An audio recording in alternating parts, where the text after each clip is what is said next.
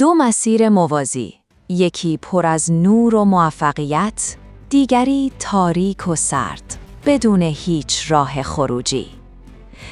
تا آخر این ویدیو 6 راز مهم رو بهت میگم که هیچ کس تا حالا بهت نگفته و میتونه مسیر زندگیت رو تغییر بده. راز اول، نظم ذهنی.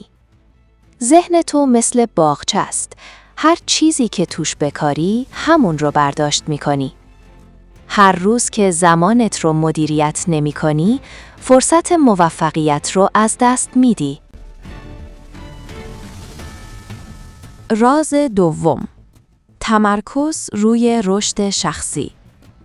هر روز حداقل 1 ساعت روی مهارت یا دانش خودت سرمایه گذاری کن. افلاطون میگه آدم نادان بدون یادگیری همچون کشتی بدون بادبان است.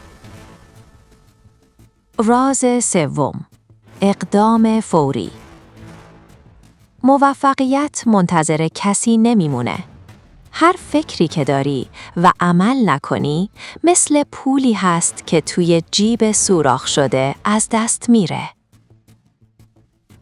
اگه میخوای ذهن و زندگیت متحول بشه، این ویدیو رو تا آخر ببین و فراموش نکن که لایک و سابسکرایب کنی تا با هم بریم سراغ ادامه رازهای زندگی موفق.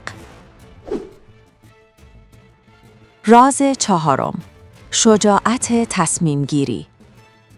هر لحظه که از تصمیم گرفتن میترسی، زمان موفقیت از دستت میره. نمونه واقعیش استیو جابزه که بارها شکست خورد اما هیچ وقت پاپس نکشید و بالاخره شرکت اپل رو ساخت. راز پنجم، شبکه‌سازی هوشمند. افراد موفق همیشه با افرادی ارتباط دارند که سطح انرژی و اهدافشون بالاتره. فراموش نکن، یک تماس درست میتونه مسیر زندگیت رو تغییر بده. راز ششم، مراقبت از انرژی و ذهن. ذهن تو تنها دارایی بی‌نظیریه که باید از اون مراقبت کنی. افکار منفی مثل سم هستند. اونها رو پاک کن و انرژی مثبت بکار.